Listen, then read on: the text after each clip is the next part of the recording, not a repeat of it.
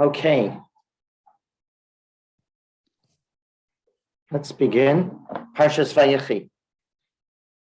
Good morning. 268, Parshas Vayechi, the last parsha of Chumash Bereshis. Vayechi Yaakov beretz Mitzrayim shvas ve'shana. Vayehi yemei Yaakov shnei chayav sheva shanim va'arba'im u'me'as shana.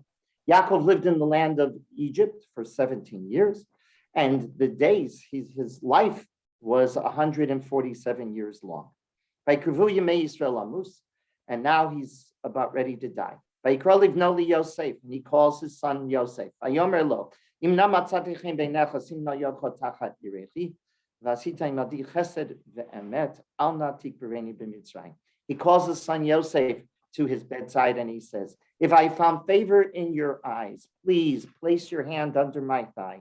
In other words, make a covenant with me, and do chesed ve'emes. This is, by the way, where the Chevra Kaddish is known as the act of chesed shel emes. Comes right from here. This is the source. Chesed ve'emes, do a kindness that is true. It's true kindness because there is no IOU in return. You're only giving it one way. Al na tikbereni b'Mitzrayim. What is the chesed ve'emes that Yaakov wants? Yaakov does not want to be buried in Mitzrayim.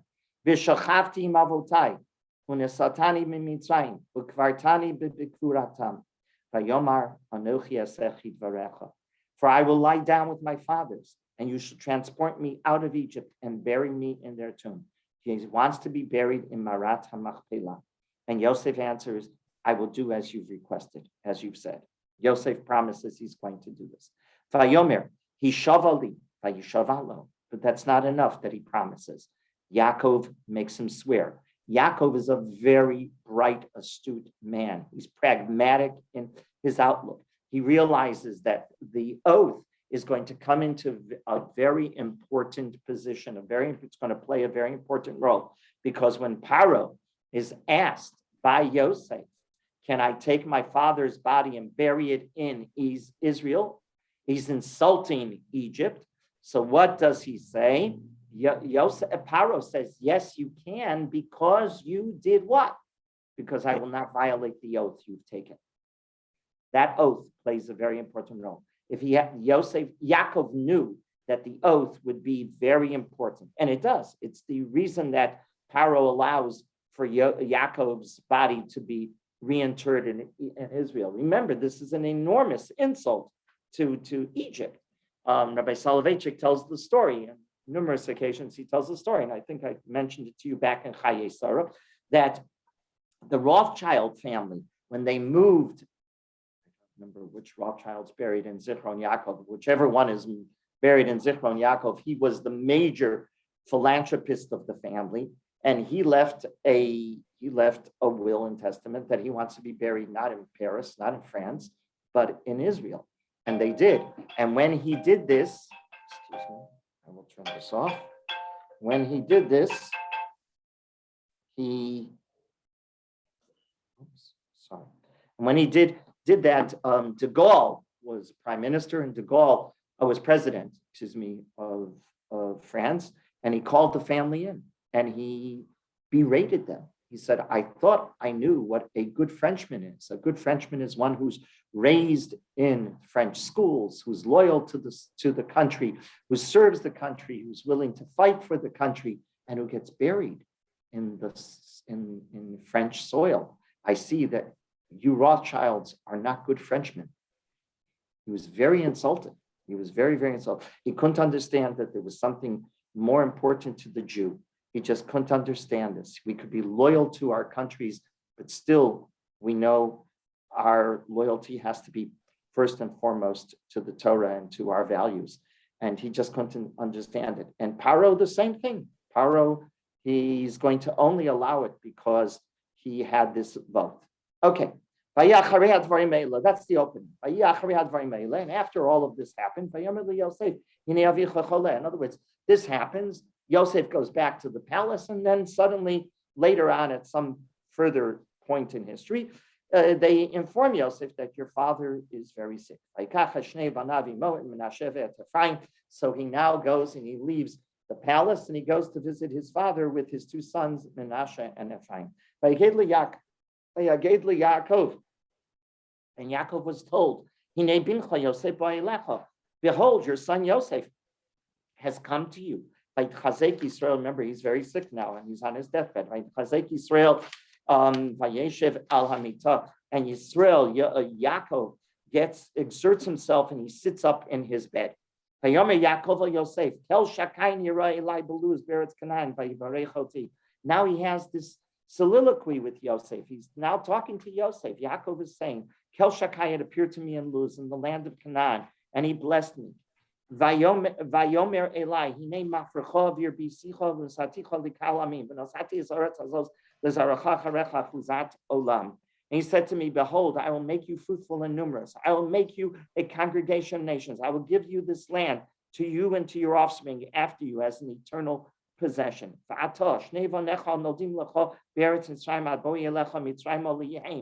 And the two sons that you had born here in the land of Egypt before I came to Egypt shall be mine. Ephraim and Menashe, Kiruvain v'Shimon Yuli. He looks at his two grandsons and he says, your two grandsons are like my sons, are like Shruvain and Shimon. And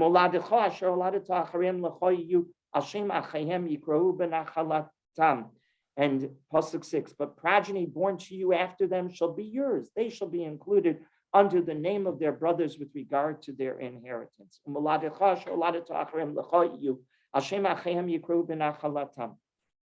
But as for me, I'm sorry, whoops, I repeated that Pasuk. And when I arrived from Padan Aram, your mother died. Mitalai Rachel, Eretz Canaan, B'derech, on the road. Be'od kivat Eretz Lavo Ephrata, Bek Berasham, B'derech Ephrata hi Beit Lachem. But as for me, when I came from Padan, Rachel died to me in the Canaan, on the road, while there was still a stretch of land to go to Ephrata. I didn't even get to Ephrata. I buried her there on the road to Ephrat, which is Beit Lechem. Hayar Yisrael Epnei Yosef Hayomer Mi'ela. And now Yosef sees his grandsons. He sees, Yaakov sees his grandsons. Yisrael b'nei Yosef. He sees Yosef's two sons. He asks, who are they? Yosef elaviv banayim asher nasan li Elokim bazeh. They're my sons that God gave me. And so now he says to Yaakov, he asks, please, I want you to give them a bracha.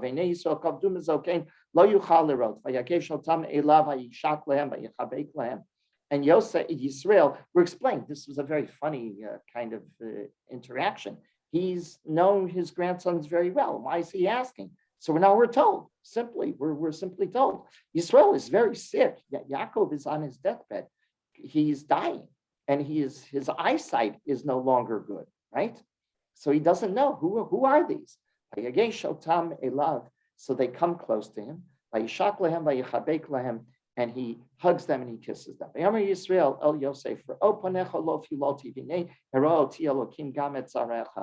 And Pasuk 11. Yisrael said to Yosef, I dared not accept the thought that I would see your face. And here God has shown me even your offspring. He says, I never thought I would see you again, right? It's been 22 years. I thought you were ripped up by animals. Look, HaKadosh Baruch Hu has been so kind to me. He's not only allowed me to see you, but what has he allowed me? He has allowed me to see my grandsons. And Yosef then removed them from his knees. And he prostrated himself with his face towards the ground.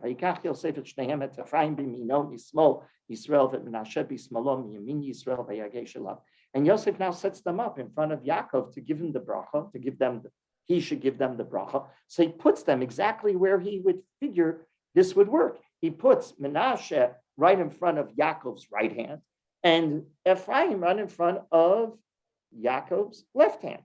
That's exactly what the pasuk says. So if you're stretching out your hands straight, you will put your right hand on the older son and the left hand on the younger son. Always in Tanakh, the right hand is considered the stronger hand, the more dignified hand.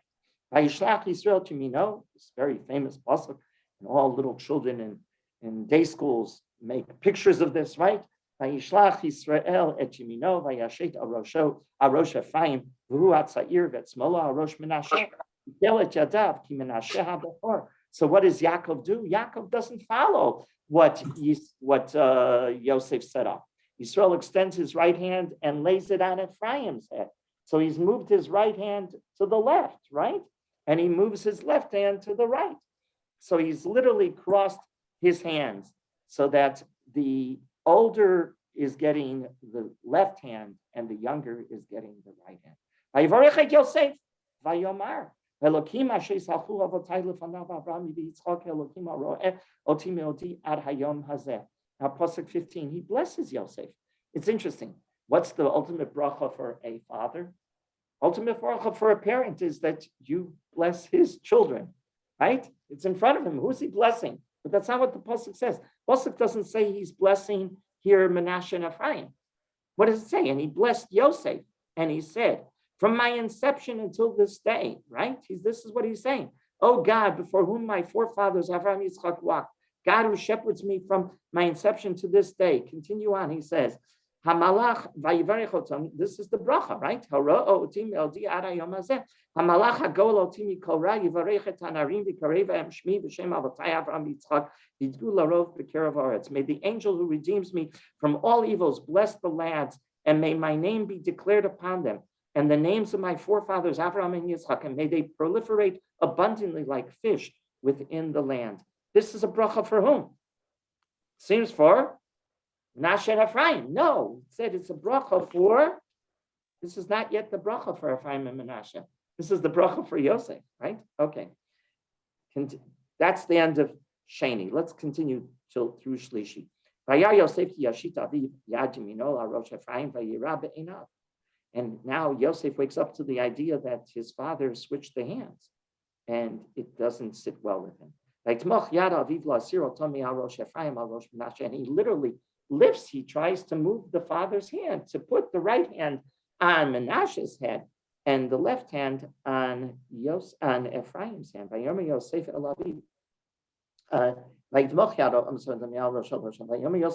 He tells his father, don't do this. What you did is wrong. And I assume you're doing this because your eyesight isn't good, right? Yaakov hasn't lost it at all. I love this. This is one of my favorite psukim in all of Tanakh. Vayima'ein aviv vayomer.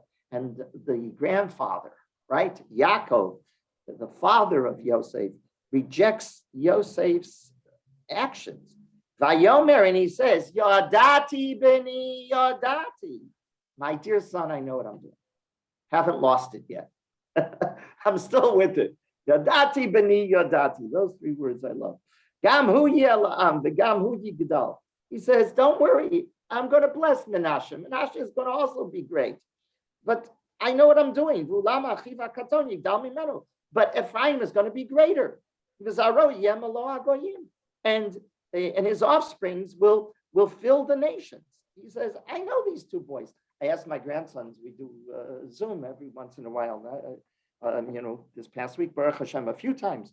So they like, my two grandsons in New Jersey, they like when I ask them questions on the Parsha, we call it the beard questions, because I make it fun for them. So I go like this. That means it's going to be a tough question if I stroke my beard.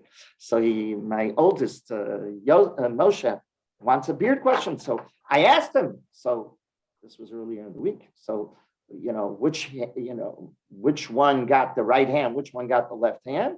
So he knew right away, Menashe and Ephraim. I said, and why? So he tells me, well, Ephraim was a bigger tzaddik. This is, a 6.5-year-old. Ephraim was a bigger tzaddik. I said, okay, it's not what the Torah says here. The Torah says, why? Torah doesn't talk about tzidkis here. Torah says that Ephraim is going to have a greater personality, is going to have a more important role in history, if I would put it in simple terms, right? Greater role in history.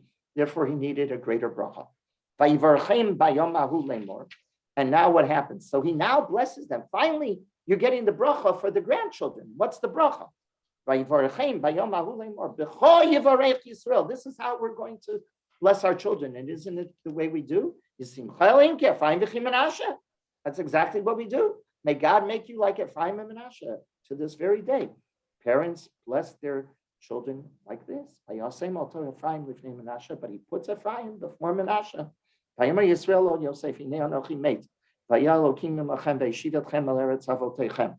Yisrael now turns to Yosef and he says, behold, I'm about to die. God will be with you and will bring you back to the land of your forefathers. He gives a bracha to Yosef. Yosef, you're going to be buried in Eretz Yisrael too, which we know happens. Who carries Yosef's bones? Nobody less than Moshe.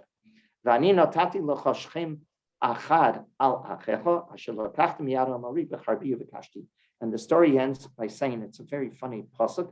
And as for me, I have given you Shechem. That's, by the way, where Yosef is going to be buried. He's going to be buried in Shechem. Kever Yosef is in Shechem to this very day. One portion more than your brothers, which I took from the hand of the Amorites with my sword and with my bow. Sounds like somehow, what is this battling image, this metaphor of an allusion to a war, my sword and my bow? What does Yaakov mean by that? And those are the end of the story. That's the end of the story, right? Okay. So what do we have here? We have the end of Yaakov's life. Yaakov calling Yosef to his bedside. Yosef being begged to promise that he's going to take the body of Yaakov to be buried in Eretz Yisrael. Don't leave it in Eretz Yisrael. And on top of it, he's giving brachos to whom? Ephraim and Menashe and Yosef. That's what happens in these two aliyot. The Rav is interested in trying to understand what Yaakov told Yosef here. You know what Yaakov told Yosef in the sense of bury me in Eretz Yisrael, but I'm not talking about that. The Rav is interested in what did he tell him at his bedside? What were these brachos all about? What kind of brachos did he give? He gave a bracha to Yosef. He gave a bracha to Ephraim and Menashe. What is really the meaning of those brachos? And I would dare say, what do those brachos mean to us to this very day? And that's what the Rav wants to understand when he goes through this story that we just read. So let's take a look and see the Rav's comments. First of all, the Rav is fascinated by the second word in this parsha. What's the second word in this parsha? Yaakov. Vayechi, Yaakov. Now we know very well that Yaakov has, and it seems right through this story, he has two names, right? He has a name called Yaakov. He has a name called Yisrael. What do they, is it just haphazard that sometimes we call Yaakov, sometimes we call Yaakov Yisrael? And the Rav explains, no, there is a rhyme and there's a reason when each name is used.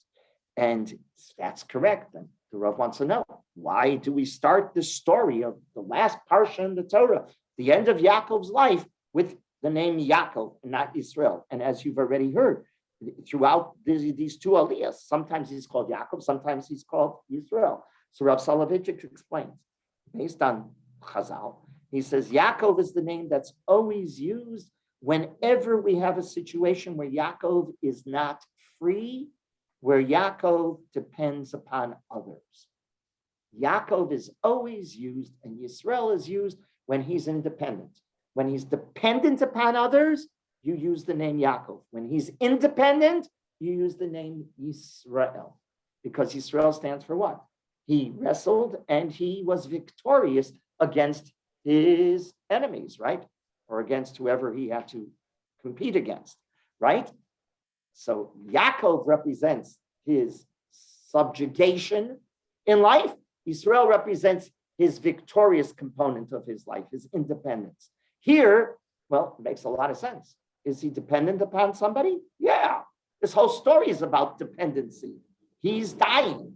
He's dependent upon others to make sure that his bones get buried in Israel. So which one are you going to use? Straight out, you're going to use the Yaakov name. That's point one, Rav Soloveitchik says. So it makes Vayechi Yaakov, not Vayechi Yisrael.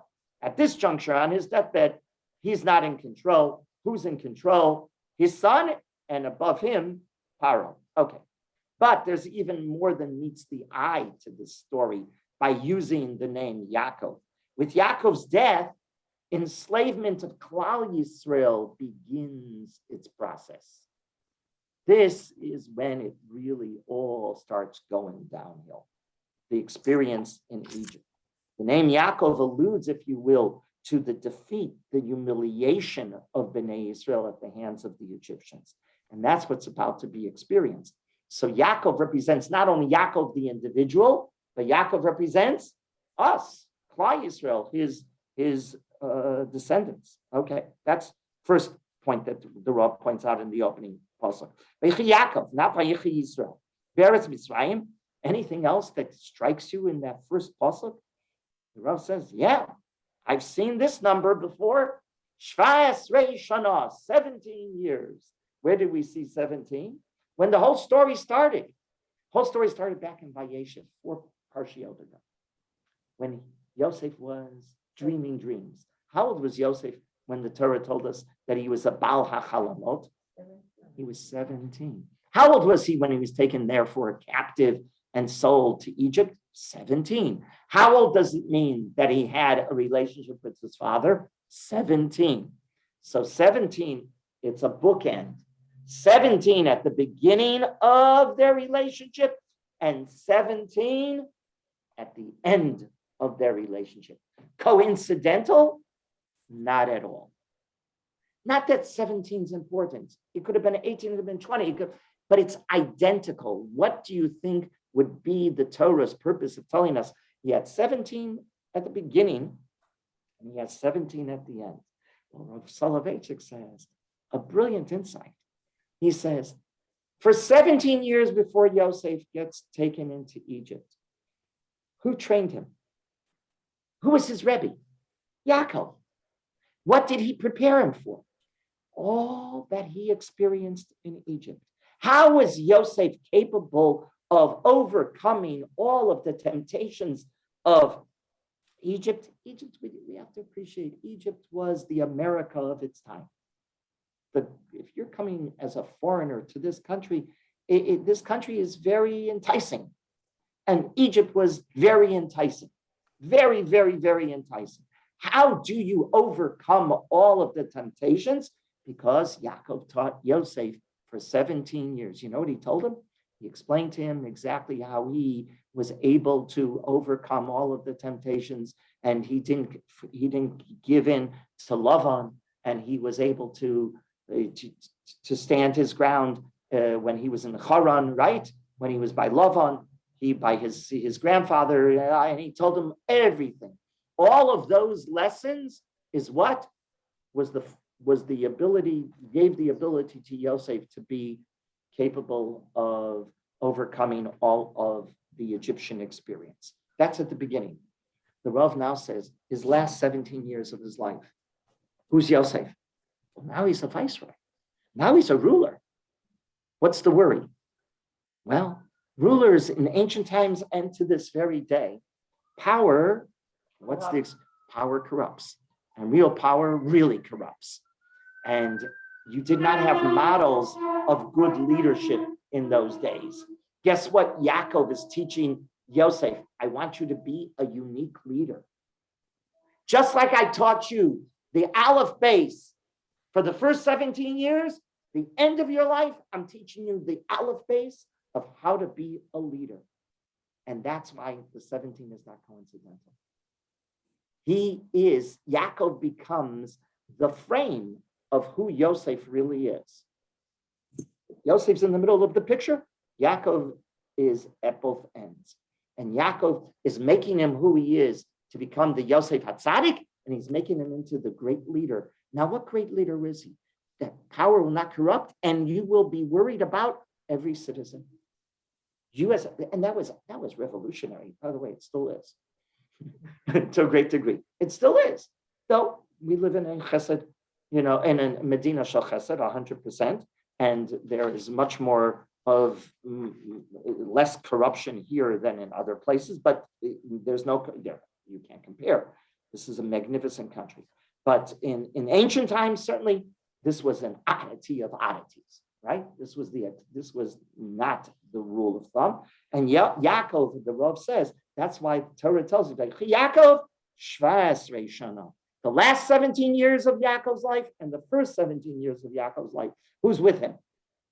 Of Yosef's life. Who's with him? Yaakov, his father, teaching him. Yaakov's preparing him. Continue on. So then it said, jump to now. That's the introduction, right? And so he tells him, please do what? Please do what? Don't bury me in Egypt. Fine.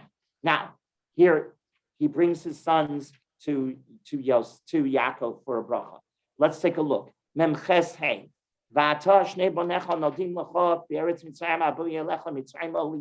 Who's talking in Pasuk 5, in verse 5? Now your two sons who were born to you in the land of Egypt before my coming, who's talking? Yaakov's talking. And he's looking at his grandsons, Ephraim and Manasseh. Does he know who Ephraim and Manasseh is? Very well. He's had a wonderful relationship with them. For these past 17 years, he's had a personal relationship with his grandsons, right? By the way, do we know of Yaakov speaking to any other grandsons? No. These grandsons he has a very close relationship with. Now your two sons, now Yaakov is talking to Yosef. He says, your two sons who were born to you in the land of Egypt before I came to Egypt, they shall be mine. In other words, I didn't raise them in Eretz Israel like all my other grandchildren. You raised them here and I raised them here. I had my hand in them. And guess what? Ephraim and Manasseh shall be like to me, Ruvain and Shimon. What in the world is happening here? What in the world is happening here? Okay, the Rav suggests that this verse is the one that contains two answers for us. Okay, number one, Yaakov lives the shortest of all of the others. How long does Yitzchak live? 180. How long does Avraham live? Yitzchak lives the oldest. Avraham lives 175. You should remember this just in case you're ever on a TV show and you need this. Remember who taught it to you. When you win the million, give 10% to the shul. Okay, now that you know that, right? Avraham lives 175. Yitzchak lives 180. How long does Yaakov? It's in the opening pasuk, 147. Yaakov lives the shortest. Guess what Chazal call Yaakov? Now forget about Chazal. Go to chapter 43, verse 27, Mem Gimel Chav Zayin. I'm going to see something. Chav Zayin, it's on page 244 in the Chumash. Chav Gimel, Mem Gimel Chav Zayin. Let's take a look. Vayishal lahem l'shalom vayomer hashalom avichem hazakein asher amartem hodenu chai. And who's talking here? It's Yosef to the brothers. He inquired after their welfare and he said, is your aged father of whom you spoke at peace, is he still alive? Is the old man still alive? Who's called Zakein? Avram? No. Yitzchak? No. Who's called Zakein? Yaakov is called Zakein, right? And Chazal called Yaakov Yisrael Saba. Yisrael Saba means the old Israel.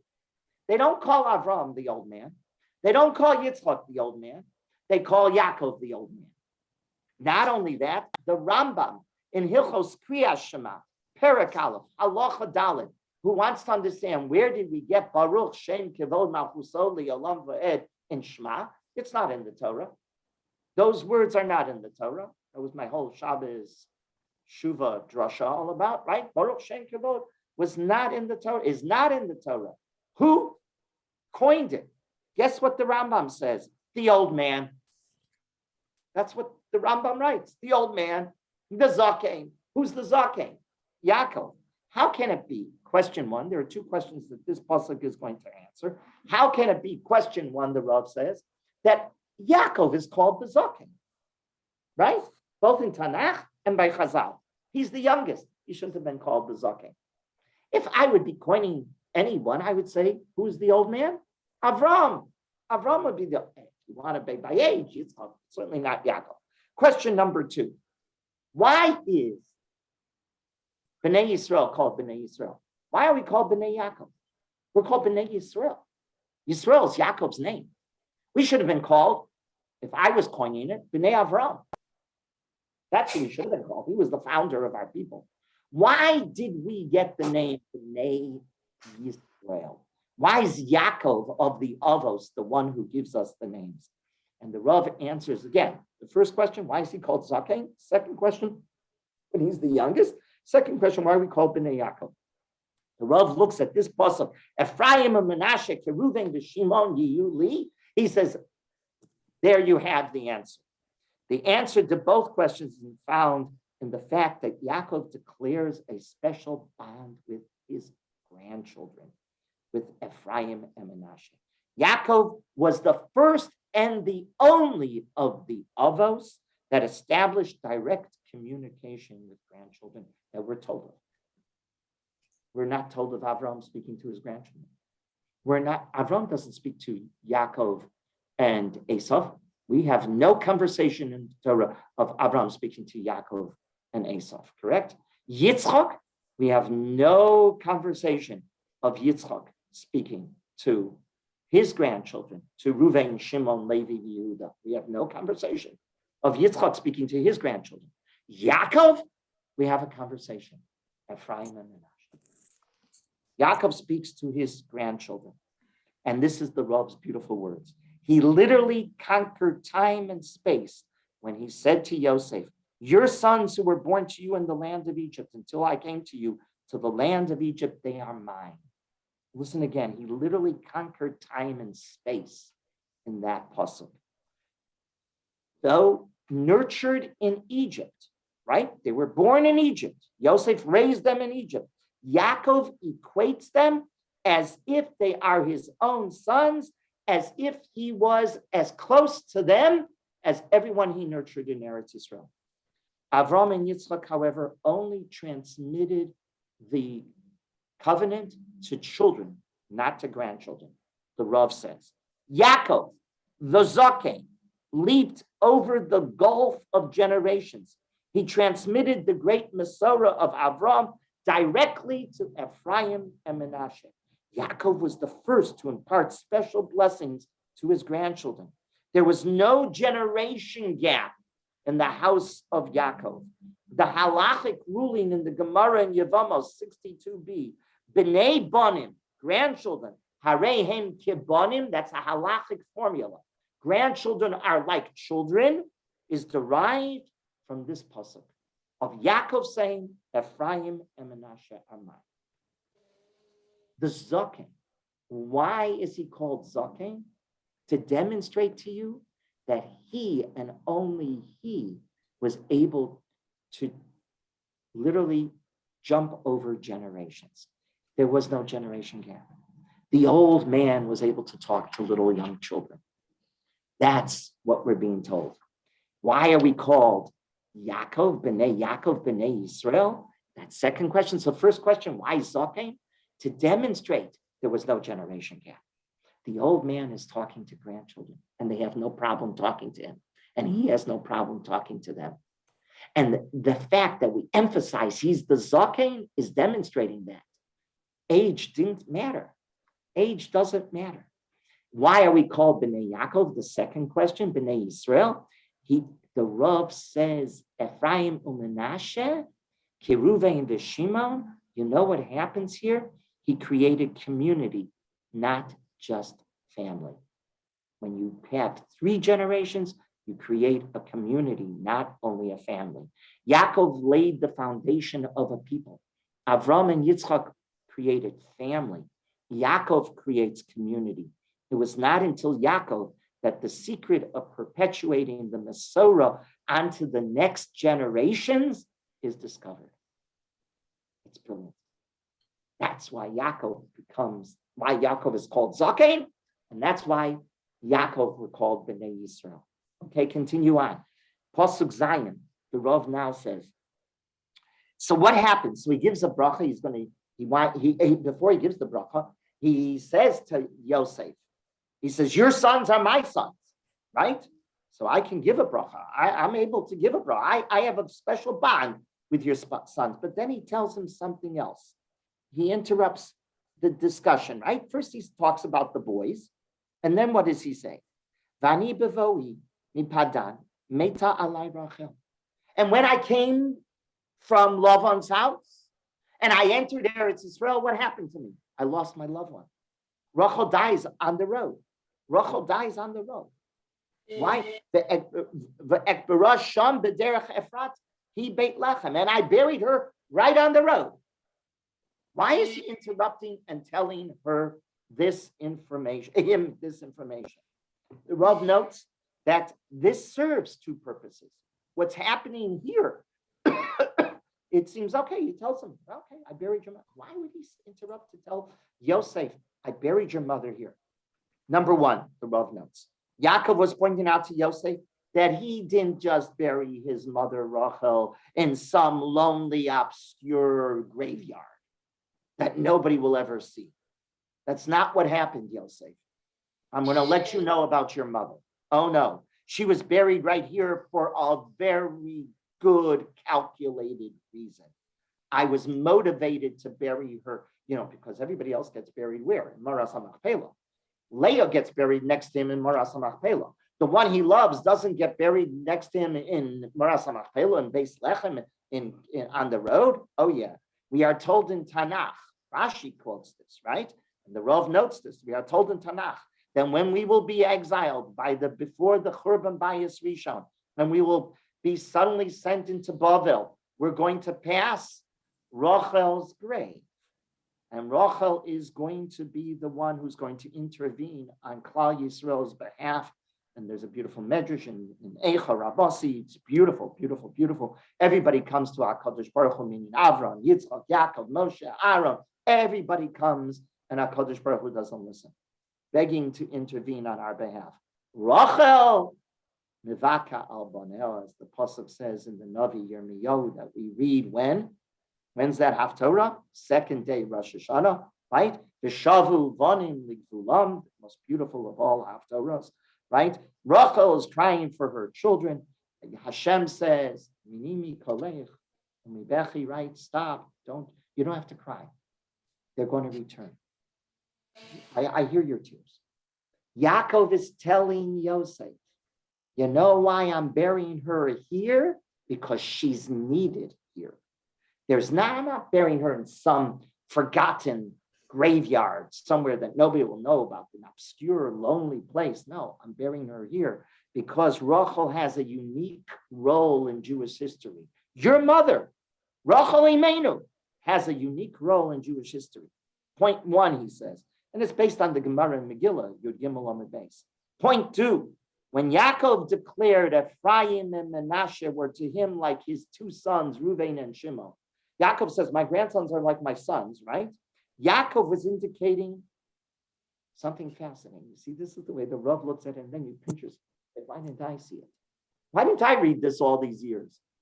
The brilliance, the insights, it's just so clear. Yaakov, he says, when he said, Ephraim and Menashe, Keruven, Shimon, Yuli, what happened there? In one word, Yaakov makes himself the father of Klal Yisrael. You're the father of children and grandchildren.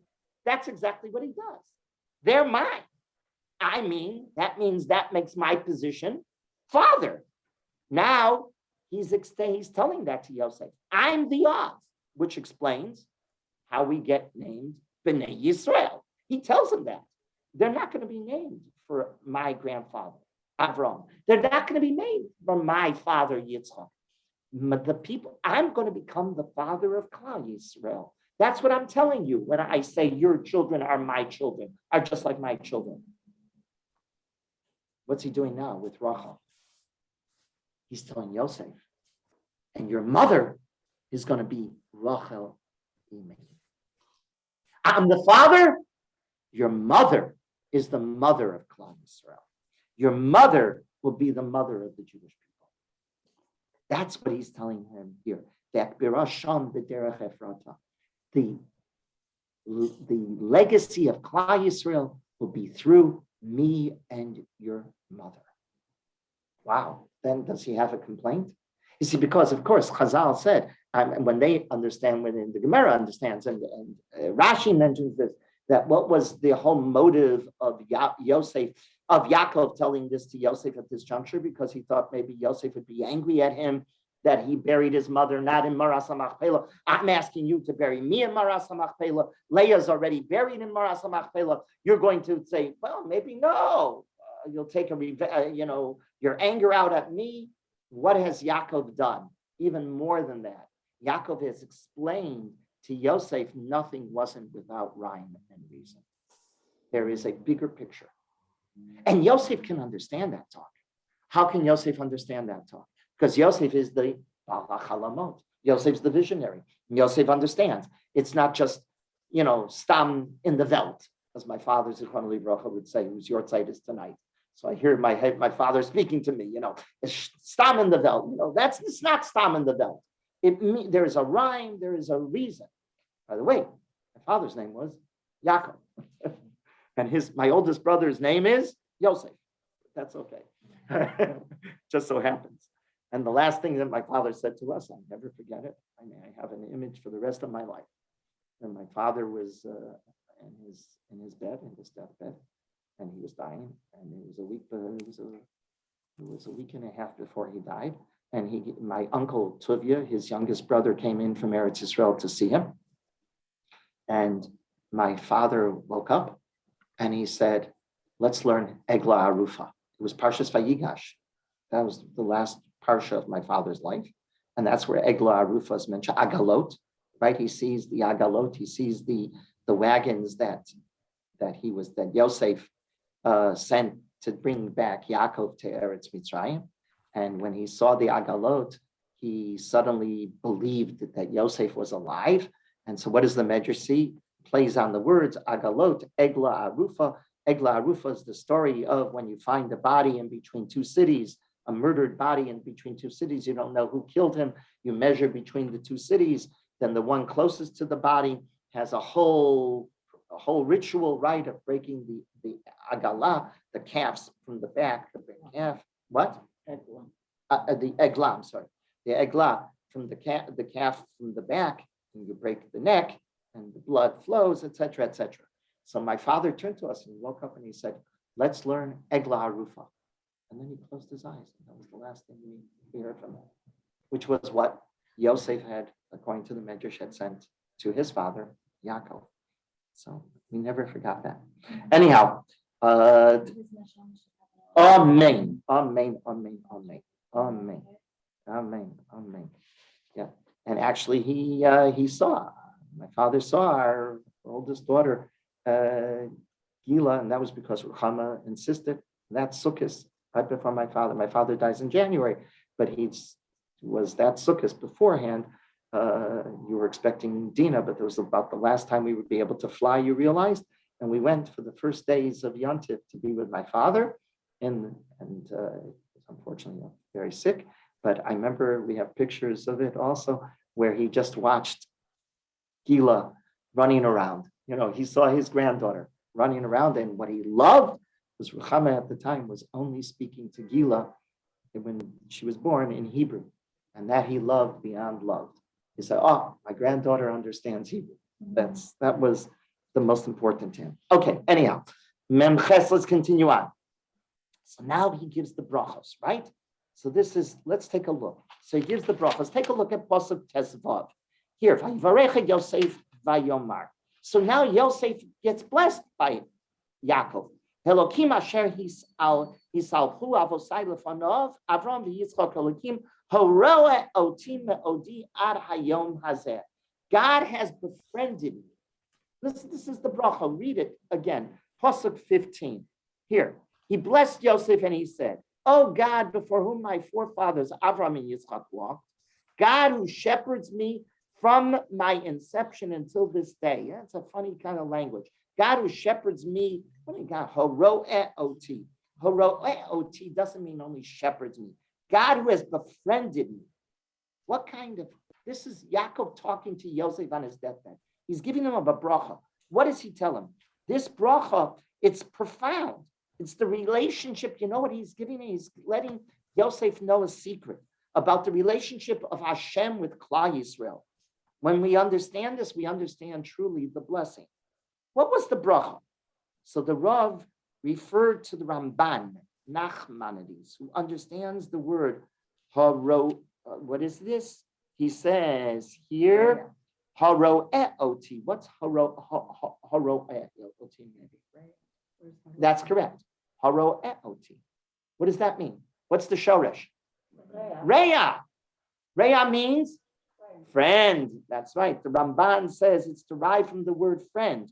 With this train of thought, the Rav quotes the famous Gemara in Shabbos, Lamed Aleph, Amid Aleph.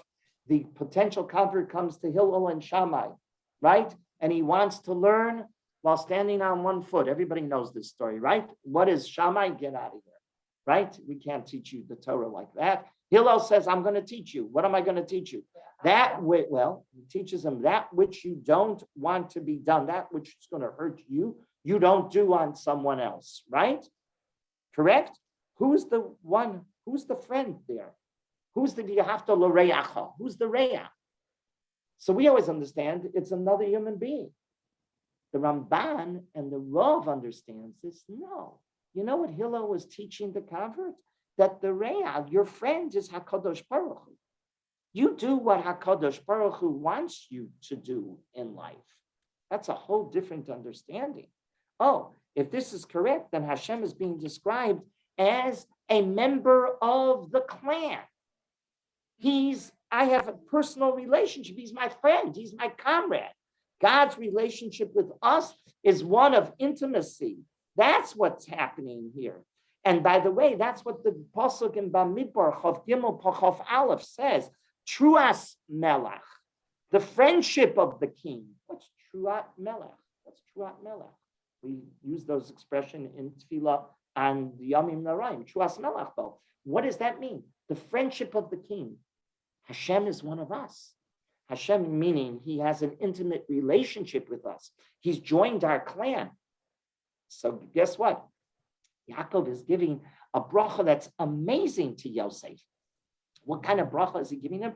The secret of the relationship of HaKadosh Baruch Hu. In other words, Judaism proposes a God-man community.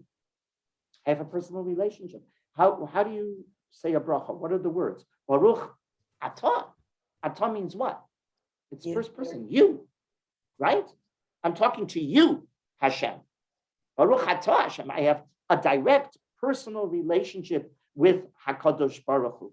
That's what Yaakov is telling Yosef. You want to understand brachos, you want to understand your relationship with Hashem. Hashem is your friend. Hashem is part of the larger community, if you will. And everything you do has to be guided by Hashem. Now, continue on. He says, Pasuk Yud Ches. Yosef el Aviv.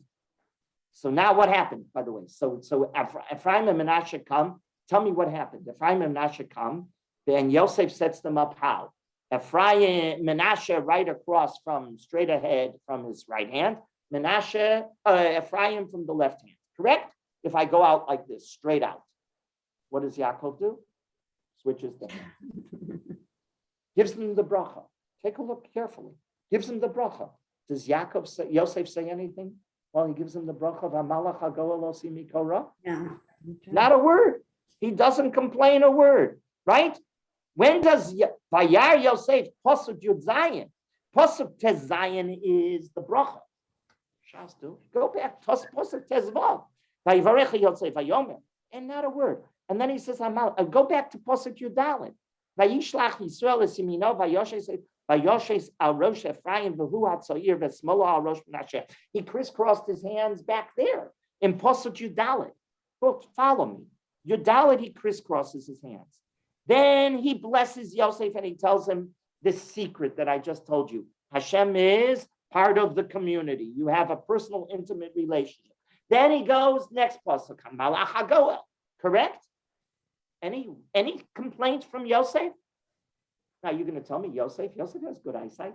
It's Yaakov who doesn't have good eyesight. Yosef saw this. Yosef should have jumped right away. He doesn't like this. He should have jumped right away. He doesn't. It only happens. Vayar Yosef ki yoshit aviv yad yamino al rosh Ephraim vayera be'einav. When? In Pasuk Yud Zayin? What's going on here? The Rav wants to know. Why was Yosef silent completely silent, no protest after the first bracha. So the Rav suggests there's two different types of brachos. Bracha 1, bracha 2.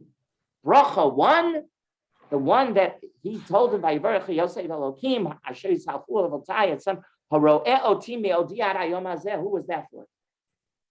Klal Yisrael. That wasn't an individual. That every Jew has that bracha.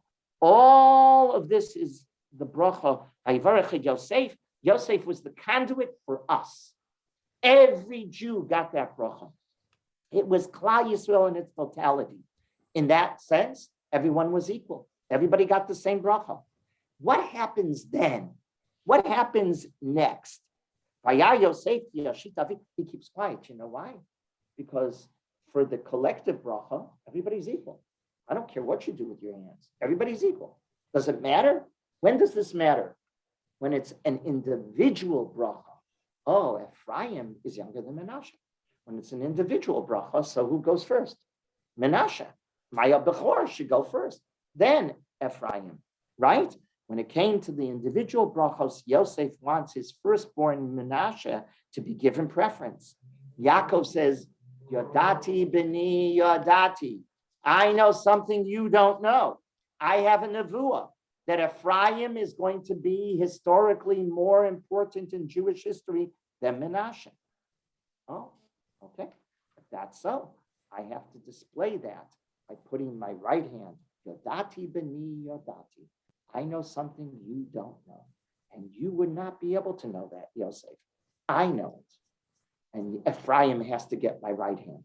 Ephraim needs that extra strength. Ephraim needs that extra bracha. Truth is that when Yaakov blessed each of his sons, he also gives two brachos. In Vayechi, in this parsha, he then calls everybody together, right? And he gives a bracha to Reuven, to Shimon, to Levi, to Yehuda, and he gives a collective bracha at the very end. He gives individual brachas, he gives a collective bracha. We always do.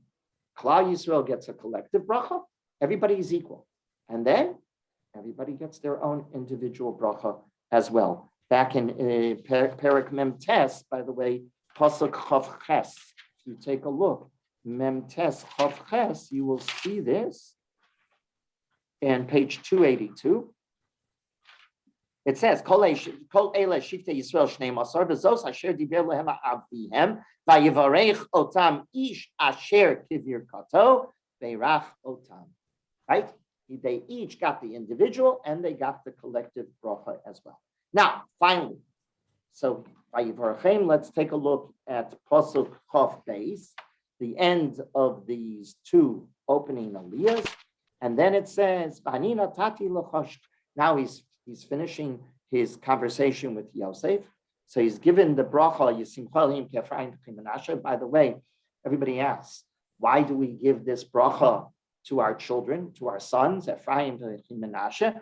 One of the answers is that our children, we give them the bracha that they should be like Ephraim and Menashe. Ephraim and Menashe, though Menashe was given second place, if you will, even though he was older, did he complain? There was no tension between Ephraim and Menashe. That's our bracha for our children. There should be no tension between them. There should be no sibling rivalry. We have no sibling rivalry when it comes to Ephraim and Menashe. And that's a beautiful bracha. But now he ends the brachas. Ani notati locha shchem achad al achecha, asher lokachti miyad ha'mari becharbi uvikashti. And as for me, I have given you Shechem, one portion more than your brothers, right? Because he's now giving Yosef, Ephraim and Menashe, right? Is going to be counted in the Shiftei Kah, which I took from the hand of the Amorite with my sword and with my bow. With my sword and with my bow, we have no documentation that Yaakov ever went to war with anyone. He never fought. Shimon and Levi is not Yaakov. Take a look at Onkelos. Onkelos translates B'charbi uvikashti, with my sword and with my bow, bitsiloti uvivauti. You know what those words mean? With prayer. With prayer. Rav Soloveitchik wants to understand, what do you mean b'charbi uvikashti? Two types of prayer. I went to war, no, you didn't go to war. I went to prayer with prayer.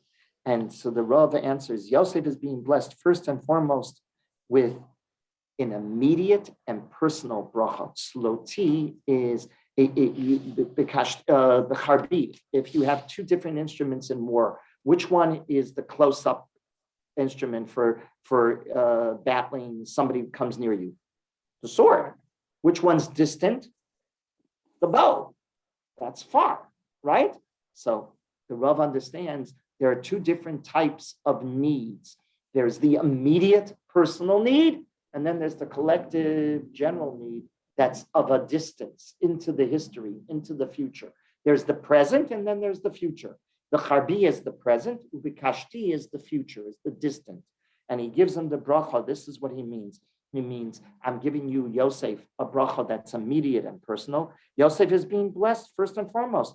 You need wisdom, you're going to have wisdom. You need health, you're going to have health. You need sustenance, you're going to have sustenance. That's the becharbi bracha. But then there is uva uti, the prayers like a bow, which deals with that into the distance. The prayers of the distance is Jewish destiny, ultimate redemption. Yosef is being given a bracha that's twofold. Yaakov doesn't give a one-fold bracha. Yaakov gives a twofold bracha. Just like he gives the collective and the general, he also gives, even on the individual, he gives a two-form bracha. He gives the immediate and the future. And that's what the Charbi of the Kashti means. He's giving Yosef a twofold bracha. And that's how the Rav understands what's happened. So let's wrap it up. What happens in these first two aliyot, or these first three aliyot of Parshas Vayechi? Yaakov is telling Yosef a lot, right? Yaakov is telling Yosef, I, unlike my father and grandfather, I have a conversation with my grandchildren. That makes me the father of Klal Yisrael. That's the reason I'm called Zaken. That's the reason I'm called the father of Klal Yisrael. That's the reason my name is associated with Bnei Yisrael, right? That's why we're called Bnei Yisrael. He's telling this all to him. He tells him, your mother was buried on the road for a purpose because your mother became Rachel Imenu. We don't say it, Leah Imenu. We say Rachel Imenu. And here is all that is transpiring. Of course, he tells him, you got to bury me in Eretz Yisrael. That's the very beginning, but that's pretty quick. 1, 2, 3, you must bury me. He says, yes, swear. He swears, and we move on, right? Into all of these psukim of the bracha for Ephraim and Menashe, the bracha for Yosef. We also saw that the bracha for a father is to bless his children. That's the ultimate bracha, right? For father to bless his children. And Yaakov is the one that speaks to generations. Yaakov overcomes the generation gap. Okay, those are the opening aliyot for this week's parsha of Vayechi, which is Chazak. Next week we move on to Shmot. Okay. So we say Chazak. That's right. I have a question, Rabbi. Yes, Marsha. So Yaakov lived in Goshen. Where was Yosef and his family? Where were they living in Egypt? How did they have a close relationship geographically? With how did he? We don't know. We're not told, but it seems that Yosef does not live in Goshen. That there is another capital, wherever that capital was, and that's where Yosef is. Wherever the palace was. The Torah doesn't tell us these geographic information. It's not important. I'm just curious how he had a tight relationship with his grandchildren if he was in Goshen and they were somewhere else. So the grandchildren moved in with Yaakov. I guess that's what I was assuming. Quite a bit of time. Yeah. Grandchildren can move in, right? Yeah. Yeah. That the Chazal say that Yosef, that Ephraim and Menashe were Misharesim. That's correct. Ruchama just said in the background. Yeah, 100%. They took care of him. They served him. They came from the palace and they took care of their grandfather. Did you? Sometimes grandchildren come to visit grandparents. Sometimes grandparents go to visit grandchildren. That's true. That's true. Okay. Thank you, Rabbi. Thank you. Okay. Everybody should have a wonderful day. You too. Thank you. You too. We're not told. Well, we are told in. Thank you. It's Osnat. Osnat. Thank you. Thank you, Rabbi. My pleasure. But she's not really. Yeah, she's the mother of Ephraim and Menashe. Yeah. Well, that's- Shimon Shimon. married her because after the. Yeah, story of Shechem. Shechem, what happened there was. Shimon married Dina. Yes, we're not but from told Dina, about- this is. It's not. Osnat was It's very- not